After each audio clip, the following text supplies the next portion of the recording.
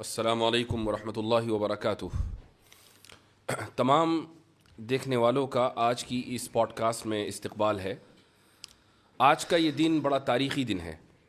अभी चंद घंटे पहले हम कॉन्स्टिट्यूशन क्लब से यहाँ पहुँचे हैं और तकरीबन 10 लाख से ज़ायद लोग चंद घंटों में एक ऐसी डिबेट ऑलरेडी देख चुके हैं कि जिसमें इस तसव्वुर को वाज़ेह अंदाज से साबित किया गया है कि खुदा मौजूद है, हमेशा से मौजूद है और हमेशा मौजूद रहेगा। और आज की इस डिबेट से ये पता चल गया है कि एथिस्टिक वर्ल्ड व्यू दलाइल के मामले में कितना बैंकरप्ट होता है। मुफ्ती शमाइल अहमद अब्दुल्ला नदवी और इसी तरीके से मशहूर मुल्हिद और लिरिसिस्ट जावेद अख्तर के दरमियान ये जो डिबेट हुई है, इसका लोगों को शिद्दत से इंतज़ार था और बहुत बड़ी तादाद में लोग डिसअपॉइंट इस माना कर हुए हैं कि मैं ख़ुद ये समझ रहा था कि शायद कुछ मजबूत दलाइल एथिस्ट्स की तरफ से आएंगे और मलाहिदा शायद कोई नई दलील पेश कर पाएंगे। हम इस मैदान में एक अरसे से काम कर रहे हैं और मैं हमेशा ये दावे के साथ कहता आ रहा हूँ कि इल्हाद बग़ैर किसी दलील के एक बेबुनियाद इमारत के ऊपर खड़ा हुआ है और अल्हम्दुलिल्लाह ये बात फिर साबित हुई।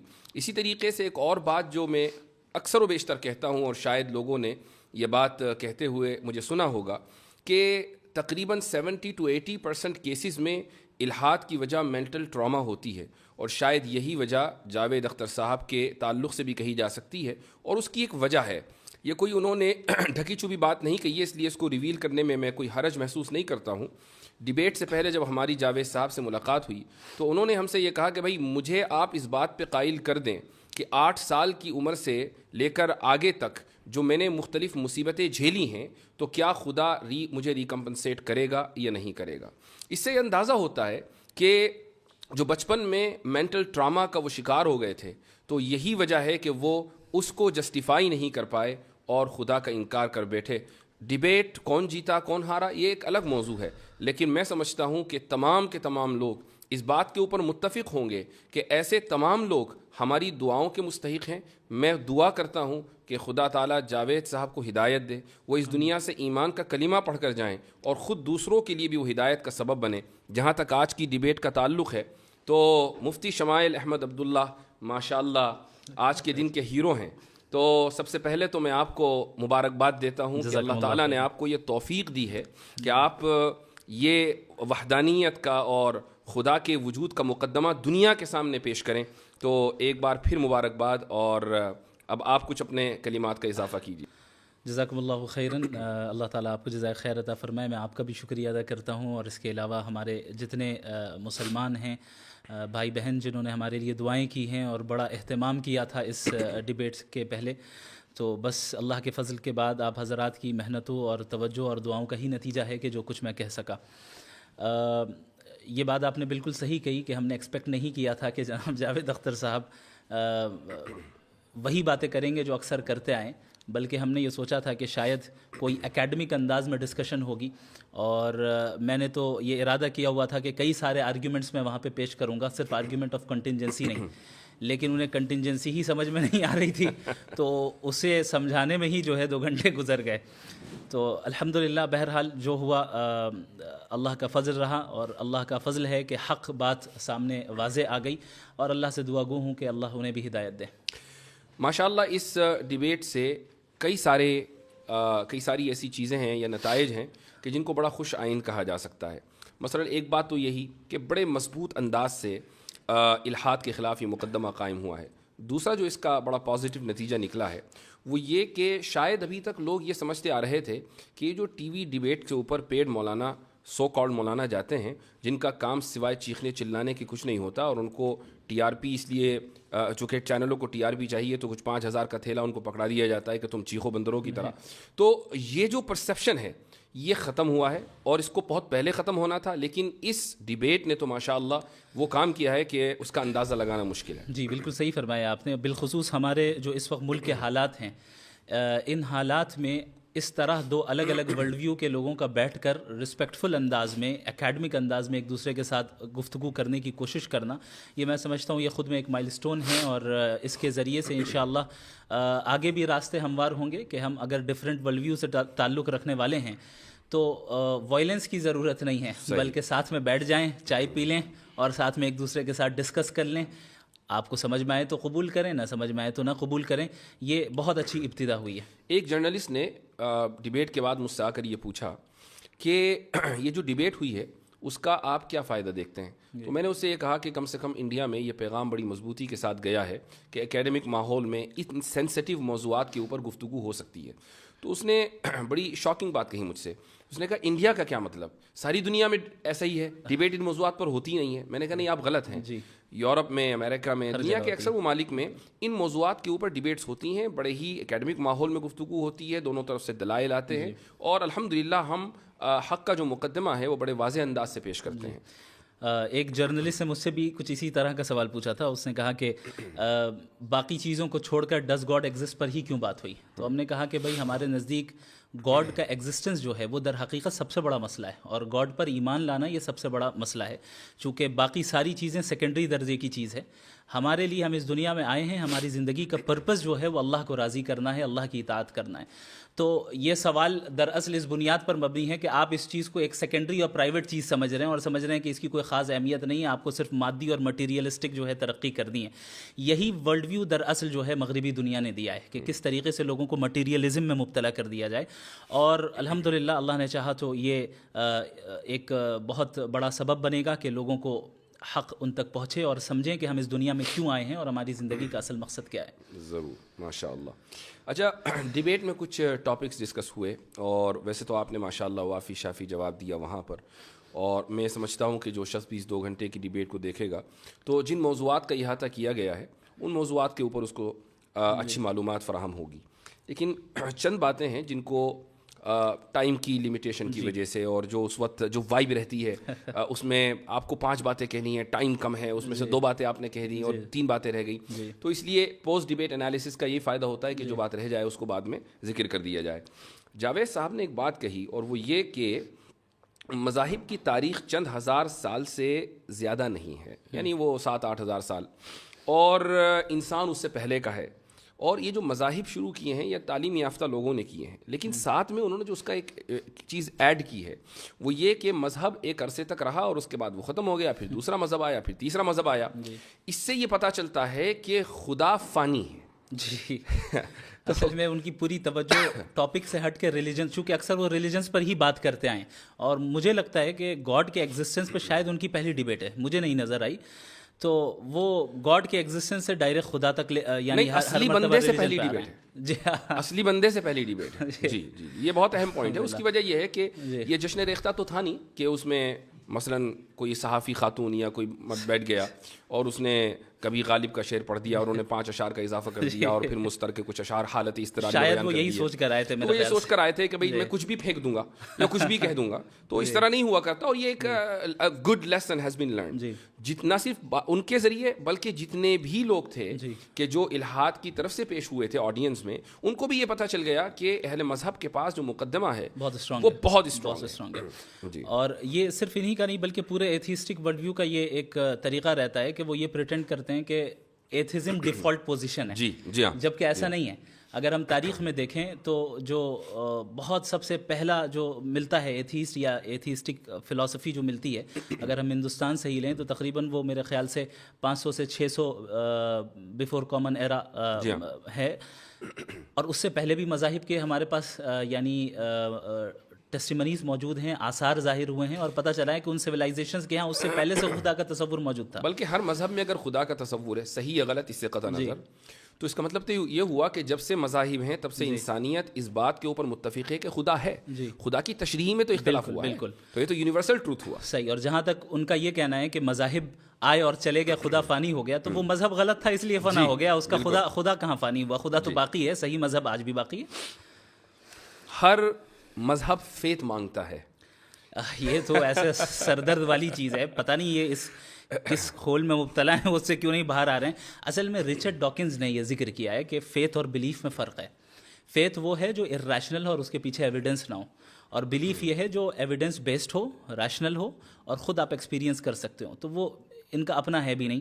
انہوں نے وہاں سے لیا اور اس پہ ان کو پورا فیتھ ہے. جی ہاں اس پہ وہ غور نہیں کر رہے ہیں کہ صحیح ہے کہ نہیں ہے. جی ہاں. تو وہ ہمیشہ سے ہر ڈیبیٹ میں یہی کہتے ہیں. اسی لیے میں نے ان کو واضح کیا کہ بھائی فیتھ صحیح بھی ہو سکتا ہے, غلط بھی ہو سکتا ہے. آپ جو ڈیفینیشن فیتھ کی بیان کر رہے ہیں وہ بلائنڈ فیتھ ہے, اس کو تو ہم بھی نہیں مانتے ہیں. دو باتیں انہوں نے اور کہی ہیں. جی. ایک بات انہوں نے یہ کہی کہ انسان کی پیدائش رینڈم ہے, اور دوسری بات انہوں نے یہ کہی کہ انصاف انسانی تصور ہے. اس کو کیسے, مجھے یقین ہے کہ آپ نے اس وقت بھی جواب دیا تھا, لیکن پھر بھی اس کو تھوڑا سا الیبریٹ کریں. انسان کی پیدائش رینڈم ہے, یہ تو ظاہر ہے کہ ان کے ورلڈ ویو کے اعتبار سے, ہمارے ورلڈ ویو کے اعتبار سے بالکل واضح ہے کہ ہم اس دنیا میں ایک مقصد کے تحت بھیجے گئے ہیں. اب ان حضرات کی طرف سے سوال یہ ہوتا ہے کہ بھائی اگر ہم بھیجے گئے اس دنیا میں تو خدا نے ہم سے پوچھا کیوں نہیں؟ اسی لیے وہ اپنے آپ کو کہتے ہیں کہ ہم رینڈملی آ گئے. تو یہ سمجھنا چاہیے بھائی خدا کا اور انسان کا درجہ کیا ہے. وہ خدا ہے, آپ کا امپلائی تھوڑی ہے جو آپ سے پوچھے گا. تو ہم اس دنیا میں آئے, یہ آپ کو لگ رہا ہے کہ رینڈم ہے, جبکہ ایسا نہیں ہے, ایک مقصد کے تحت آئے. دوسری بات یہ کہ جو رینڈمنس ہے نا, تو اس کا جو پوائنٹ آف ریفرنس ہے وہ ہم ہیں, خدا نہیں ہے. صحیح. یعنی ہمارے لیے ایک انسان کی پیدائش رینڈم ہے, کسی کو پہلے سے پتہ نہیں ہوتا کہ 10 سال کے بعد کون اس دنیا میں آئے گا. ہمیں ایسا لگتا ہے کہ رینڈملی کوئی انسان آ گیا, لیکن خدا کے لیک آف انفارمیشن. ایگزیکٹلی. تو یہ تو آرگیومنٹ فرام اگنورینس ہے. آرگیومنٹ فرام اگنورینس ہے. اور یہ چیز میں نے اپنے اوپننگ اسٹیٹمنٹ میں بتائی تھی کہ یہ جو یا تو آرگیومنٹ فرام اگنورینس ہی ہوگا ان کے جواب کی بنیاد, یا پھر یہ کہ وہ ڈاگمیٹک آنسر دیں گے. انصاف انسانی تصور ہے, یہ تو سمجھ میں آ گیا, وہ آگے پیچھے کرتے رہے. انصاف انسانی تصور ہے, اور انہوں نے کہا کہ نیچر میں انصاف نہیں پایا جاتا ہے. تو میں نے کہا کہ اگر نیچر میں انصاف نہیں پایا جاتا ہے تو اس کا مطلب انصاف کا نہ ہونا نیچرل ہے. تو آپ کیوں اسٹرائیو کر رہے ہیں انسان کو لانے کے لیے, انصاف کو لانے کے لیے؟ اور انصاف اگر لوگوں کا بنایا ہوا ہے تو پھر مسئلہ وہی آبجیکٹیو اور سبجیکٹیو والا آتا ہے کہ آپ کیسے ڈیسائیڈ کریں گے کہ انصاف اچھی چیز ہے یا بری چیز ہے. آپ کے نزدیک انصاف اس لیے اچھی چیز ہے چونکہ سوشل کنسنسس ہے. تو سوشل کنسنسس تو ایسی چیز ہے جو ہر زمانے میں یعنی ہر 50 سال 100 سال میں چینج ہو جائے, اس کی تو کوئی گارنٹی نہیں ہے. جبکہ انصاف ایک ایسی چیز ہے جو کہ آبجیکٹیولی مورلی ٹرو ہے, اور جو چیز آبجیکٹیولی مورلی ٹرو ہو, ظاہر ہے کہ اس کے لیے کوئی ایسا فاؤنڈیشن اور اسٹرانگ فاؤنڈیشن چاہیے جو سوشل کنسنسس سے یا پرسنل پریفرنس سے چینج نہ ہو, بلکہ اکراس اسپیس اینڈ ٹائم یکساں رہیں, سیم رہیں. انصاف نیچر میں موجود نہیں ہے اور انسانی تصور ہے. یہ دراصل خدا کے وجود کی دلیل ہے. وہ اس طریقے سے کہ اگر انصاف across the natural world exist کرتا, جانوروں میں ہوتا, شیر پرندوں میں ہوتا اور پتھروں میں ہوتا, تو آپ یہ کہہ سکتے تھے کہ بھئی انسان اس دنیا کا حصہ ہے تو اس میں بھی ہے, لیکن کہیں نہیں ہے, انسان میں ہے, اور انسان ہی مکلف ہے.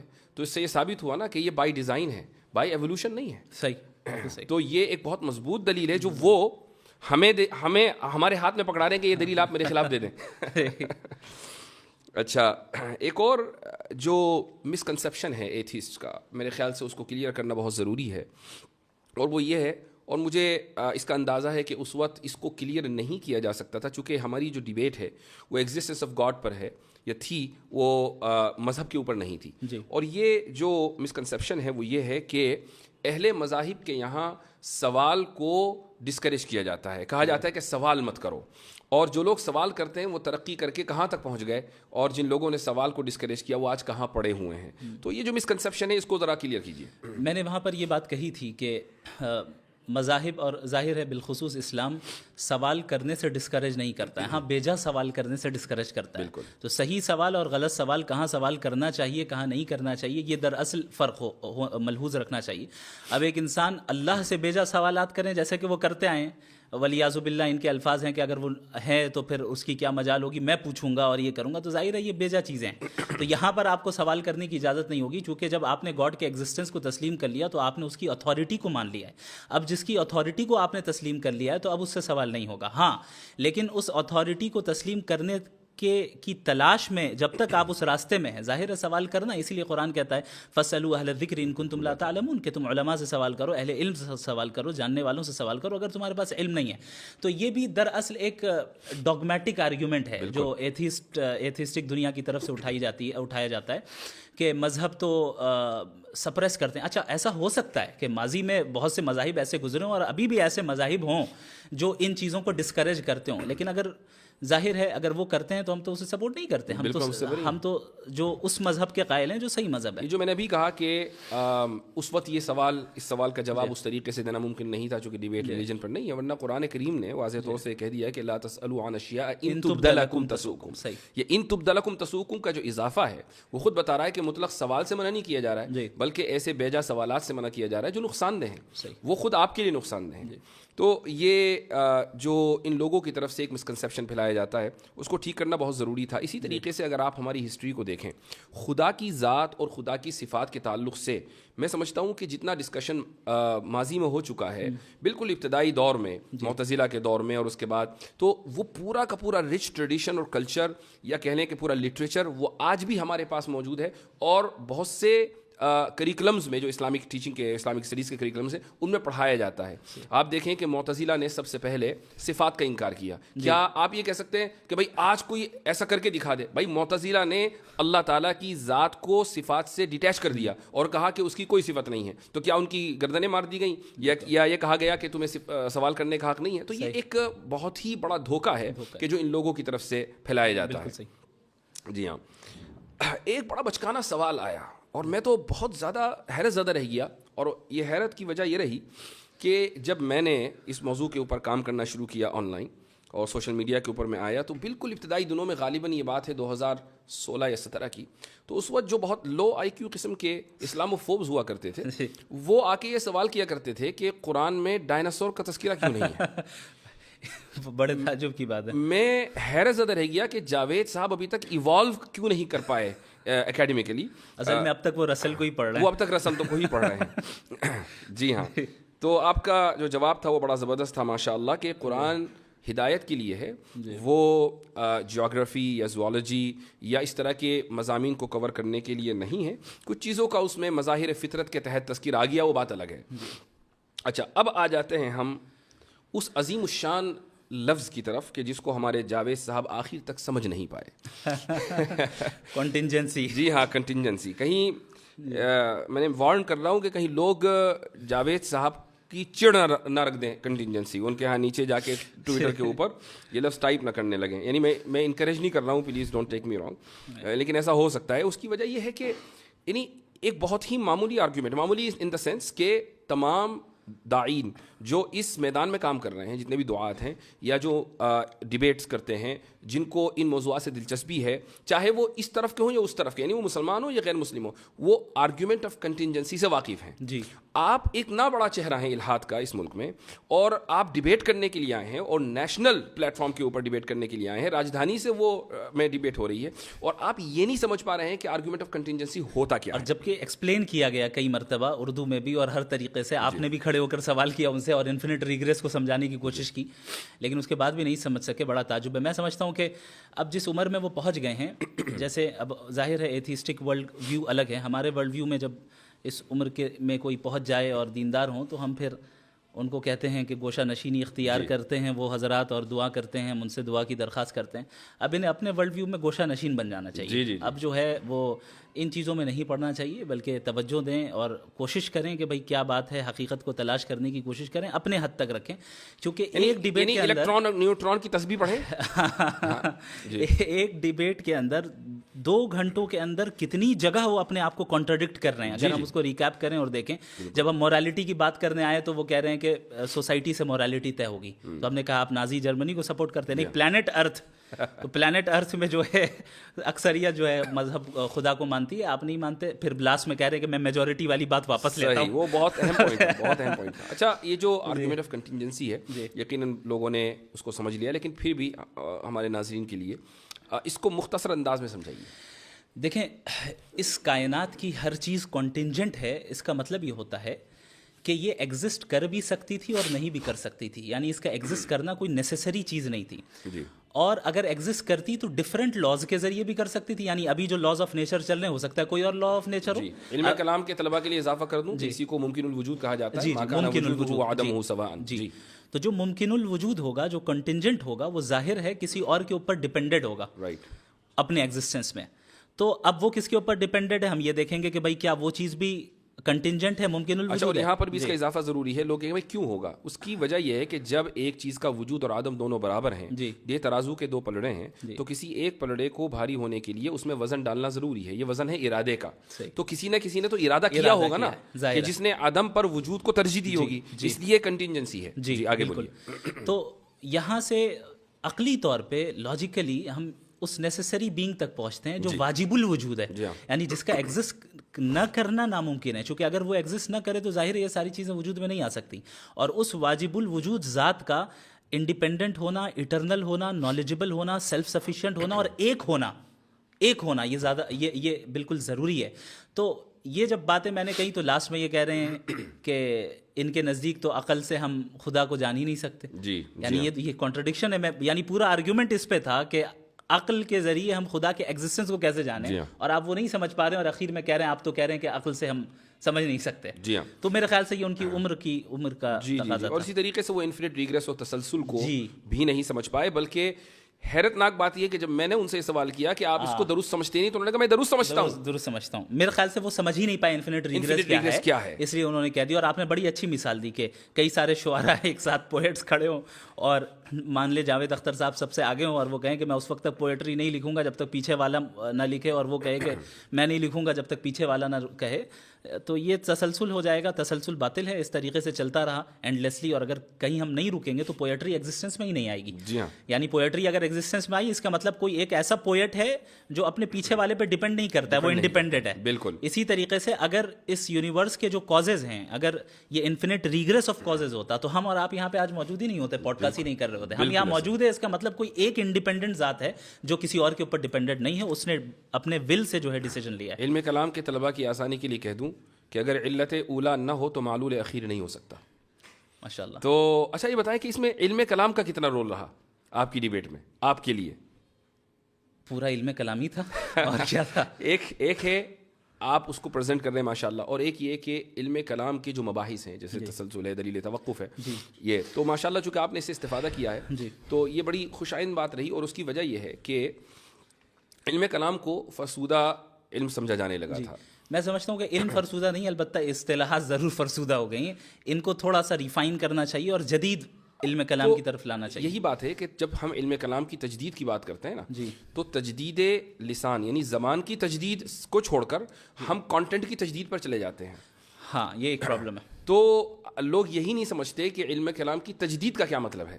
یعنی میں اس بات سے متفق ہوں کہ آج کی آپ کی جو ڈیبیٹ کامیاب رہی ہے وہ اس لیے کہ جو ٹرمینالوجیز دقیق مباحث علم کلام کے اندر پائے جاتے ہیں عربی میں، آپ نے ان کو انگلش کے قالب میں ڈھال کر لوگوں کے سامنے پیش کیا اور لوگوں کو سمجھ میں آ گیا. اگر آپ تسلسل اور دور اور دلیل توقف اور یہ سب کہہ رہے ہوتے اور معلول اخیر اور علت اولا، تو یا تو میں سمجھ رہا ہوتا یا آپ سمجھ رہے ہوتے. صحیح بات ہے.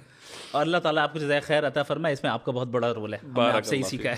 بارک اللہ فیکم. اچھا ایک سوال جو بہت اہم ہے وہ ہے اللہ تعالیٰ کی انٹرفیرنس اور دعا.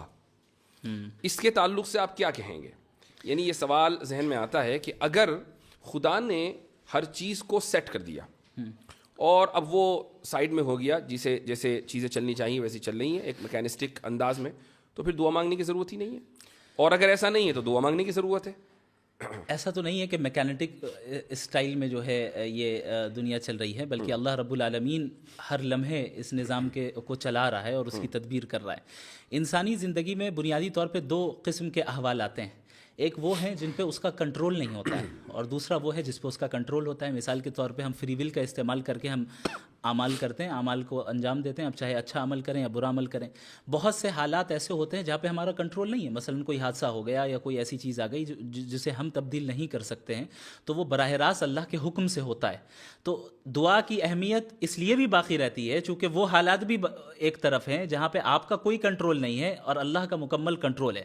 دوسری چیز، جب ہم کوئی عمل اپنے فری ول سے بھی کیوں نہ کر رہے ہوں، اللہ کی توفیق ضروری ہوتی ہے. اس لیے اللہ سے دعا مانگنے کا حکم خود اللہ نے دیا. اور اگرچہ ایسا ممکن ہے کہ اس دنیا میں ہو سکتا ہے کہ ہم جو مانگ رہے ہیں اللہ سے وہ ہمیں اس دنیا میں نہ ملے، لیکن اس کا جو ریوارڈ ملنا ہے وہ اللہ کے یہاں متعین ہے. اسی لیے اللہ کے نبی صلی اللہ علیہ وسلم نے دعا کو عبادت قرار دیا. تو ظاہر ہے یہ مستقل ایک عبادت ہے. یعنی بالفاظ دیگر یہ کہا جا سکتا ہے کہ ہم دعا مانگتے ہیں تو اس بات کی کوئی اس بات کی کوئی یعنی گارنٹی نہیں ہے کہ وہ دعا اسی انداز سے قبول ہوگی جس انداز سے ہم چاہ رہے ہیں. جی یعنی ہو سکتا ہے کہ وہ اجر کی صورت میں قبول ہو جائے, ہو سکتا ہے کہ وہ تاخیر کی صورت میں قبول ہو جائے. ایک بات. دوسری بات یہ بھی ہے کہ ہمیں کیا معلوم کہ دعا کس انداز سے قبول ہوگی. یعنی ہمارا کام تو دعا مانگنا ہے, وہ آل وائز ہے, ہم آل وائز نہیں ہیں. جی. تیسری بات یہ ہے کہ ایک بات شرح عقائد میں لکھی ہوئی ہے, میں تمام لوگوں کے ساتھ اس کو شیئر کرنا چاہوں گا. یہ مبحث وہاں آیا ہے اور اس میں تفتازانی یہ فرماتے ہیں کہ وہ ایک حدیث ہے جس کے تحت یہ کلام ہے کہ لا يرد القدر الا الدعاء, کہ تقدیر کو صرف دعا بدلتی ہے. اب یہاں سوال یہ ہوتا ہے کہ کیا دعا سے واقعی تقدیر بدل جاتی ہے؟ تو اس کا جواب انہوں نے یہ دیا ہے کہ مثلا ایک انسان ہے اور اس نے دعا, اللہ تعالیٰ کے علم میں یہ بات ہے کہ یہ دعا مانگے گا اور دعا مانگ کر فلاں کام ہوگا. یہ دعا بھی چونکہ عبادت ہے, تو اگر یہ دعا مانگے گا نیکی کی تو اس کی عمر 60 سال ہوگی, اور دعا نہیں مانگے گا تو اس کی عمر 40 سال ہوگی. لیکن چونکہ اللہ کے علم میں ہے کہ دعا مانگے گا تو ہر حال میں دعا مانگتا ہے, تو دعا نہ مانگنے کے لیے جو ایلیجیبل عمر ہے دعا نہ مانگنے کی صورت میں وہ 40 سال ہے, اور مانگنے کی صورت میں جو ایلیجیبل عمر ہے وہ 60 سال ہے. اور یہ دونوں چیزیں اللہ تعالیٰ کے علم میں ہیں.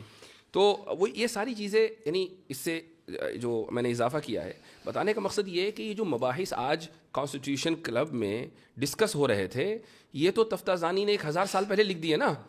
بات یہ ہے کہ ہمارے جو طلباء ہیں, اساتذہ ہیں, میں ان کی توجہ اکثر و بیشتر اس طرف مبذول کراتا ہوں کہ آپ کے پاس ایک مضبوط علمی روایت ہے, اس مضبوط علمی روایت کو صرف پیش کرنے کا سلیقہ چاہیے, اس کے علاوہ اور کچھ نہیں. ایک اور لاسٹ پوائنٹ میں ذکر کروں گا اور اس کے بعد انشاءاللہ اپنی گفتگو کا اختتام کرتے ہیں. ملحدوں سے ایک سوال ضرور کیا جانا چاہیے کہ بھائی یہ کیا وجہ ہے کہ انسان ہی کے اندر اتنا شعور آیا ہے کہ وہ if then یعنی if A then B کا سوال کرتا ہے. یہ سوال گھوڑا, گدھا, بکرا یہ سب کیوں نہیں کرتے؟ جبکہ ڈاروین ایوولوشن کے قائل ہیں. ڈاروین ایوولوشن کے قائل ہیں, سب کا ایوولوشن ہوا ہے. تو کہیں گے نہیں, اصل میں وہ انسان کے اندر جو نیورونز ہیں, نیورو سیلز ہیں, وہ زیادہ ہیں. تو اگر یہ دیکھا جائے تو بھئی ہاتھی کے اندر زیادہ ہیں. وہ کہیں گے نہیں, اصل میں فرنٹل لوب میں جو نیورو سیلز ہیں نا وہ زیادہ ہیں. تو ٹھیک ہے, یہ آپ نے کیسے کا جواب دیا نا, آپ نے کہا اس لیے شعور ہے کہ اس کے فرنٹل لوب میں نیورو سیل زیادہ ہیں. میں پوچھتا ہوں کہ کیوں زیادہ ہیں؟ کیوں کا جواب سائنس کبھی نہیں دے سکتی, وہ میکینزم کو ہی بتاتی ہے. جی ہاں. تو چلیں مفتی صاحب, بہت اچھا لگا. ایک چیز اور ہے جس کا ذکر میں کروں گا جو نظر آیا کہ, اور صرف انہی کے ساتھ نہیں, اور بھی جو دیگر ایتھیسٹ ہیں, وہ یہ ہے کہ جب ان کے پاس کوئی لاجیکل آرگیومنٹ نہیں ہوتا ہے فوراً ایموشنل آرگیومنٹ پہ آ جاتے ہیں. آپ نے دیکھا کہ کیسے غزہ کے مسئلے کو انہوں نے پوائنٹ ذکر کرنا بہت ضروری تھا. جی ہاں. تو پوری ڈیبیٹ میں ان کے پاس کوئی جواب نہیں رہا. اب وہ ایموشنلی جو ہے لوگوں کو ٹریگر کرنے کی کوشش کرنے لگے کہ بھئی غزہ میں اتنا قتل ہو رہا ہے اور یہ ہو رہا ہے اور وہ ہو رہا ہے. میں نے ان سے یہ سوال کیا کہ بھئی اگر بالفرض مان لیں کہ اس یعنی خدا نہیں ہے, تو آپ بتائیے کہ پھر اس کے ظلم کا اور ان کی سفرنگ کا کیا ہوگا, اور آپ کیسے ایول کو ڈیفائن کرتے ہیں؟ اب وہاں جا کے ان کے پاس کوئی ڈھنگ کا جواب نہیں رہا, چونکہ آبجیکٹیولی ایول کا موجود ہونا بھی در حقیقت خدا کے ہونے کی دلیل ہے. باقی ہمارے ورلڈ ویو کے اعتبار سے ہم اس دنیا میں ٹیسٹ کے لیے آئے ہیں, ہمارا امتحان ہو رہا ہے, ہماری آزمائش ہو رہی ہے. کیا صحابہ کرام نے قربانیاں نہیں دیں؟ جس طرح آج غزہ کے مسلمان قربانی دے رہے ہیں, صحابہ نے بھی دی, اور تاریخ اسلامی میں سب نے دی. اور الحمدللہ ابھی بھی جو غزہ میں شہید ہو رہے ہیں وہ دین سے دور نہیں ہو رہے اور دین سے قریب ہوتے چلے جا رہے ہیں. صحیح بات ہے. جی. اچھا, یہ لوگ یہ سمجھ رہے ہیں, بہت سے لوگ یعنی ملحدین میں سے, کہ بھئی آپ نے غزہ کی جو جینوسائیڈ ہے اس کو جسٹیفائی کر دیا. یہ اصل میں ان کا اسے کہتے ہیں اسٹرامین فیلیسی. جی. کہ جہاں where you misrepresent your opponent. جی ہاں, آپ اپنے سامنے والے کو مس ریپرزینٹ کرتے ہیں. بھائی ہم سے زیادہ اور کون امپیتھی رکھے گا غزہ والوں سے؟ آپ تو ایک ملحد ہیں, ایک ہی ایتھیسٹ ہیں, آپ کے پاس تو مورالٹی کی کوئی بنیاد ہی نہیں ہے, آپ تھوڑی رکھیں گے. یعنی ان کا جو پورا آرگیومنٹ ہے غزہ کے تعلق سے وہ اس مفروضے کے اوپر مبنی ہے کہ چونکہ اللہ تعالیٰ قادر مطلق ہے, پوائنٹ اے. پوائنٹ بی, چونکہ آپ دعا مانگ سکتے ہیں. پوائنٹ سی, تو آپ دعا مانگ کے رکوا دیں. یہ کیوں نہیں کروا رہے ہیں؟ یہ تو سمجھ رہے ہیں کہ آٹومیٹک جیسے بٹن کو دباتے ہیں ویسے ریموٹ کی طرح اللہ کام کرے, ولیعاذ باللہ تعالی. پوائنٹ اے قادر مطلق ہے, اس میں کوئی شک نہیں ہے. پوائنٹ بی ہم دعا مانگتے ہیں, اس میں کوئی شک نہیں ہے. لیکن پوائنٹ سی کہ ہم دعا مانگ کر کام کروا دیں, ان دو شروع کے مقدمات اور تیسرے مقدمے میں کوئی تلازم نہیں ہے. صحیح. اللہ اس وقت کرے گا جب وہ جانتا ہے کہ بہتر ہو, اور جب وہ کرنا چاہے گا ہمارے اعتبار سے نہیں کرے گا. بالکل. ماشاء اللہ. ایک مرتبہ پھر آپ کے توسط سے پوری امت کو مبارکباد. جزاکم اور اللہ یہ خیرا. ایک بہت بڑا دن ہے اور بہت بڑا ایونٹ ہے. الحمدللہ. اور الاسلام یعلو ولا یعلى علیہ وقل جاء الحق وزهق الباطل ان الباطل كان زهوقا. جزاكم الله خير بارك الجزاء. الله فيكم. بل نقذف بالحق على الباطل فيدمغه فإذا هو زاهق ولكم ولكم الويل الويل مما مما تصفون. تصفون. جزاكم الله خيرا.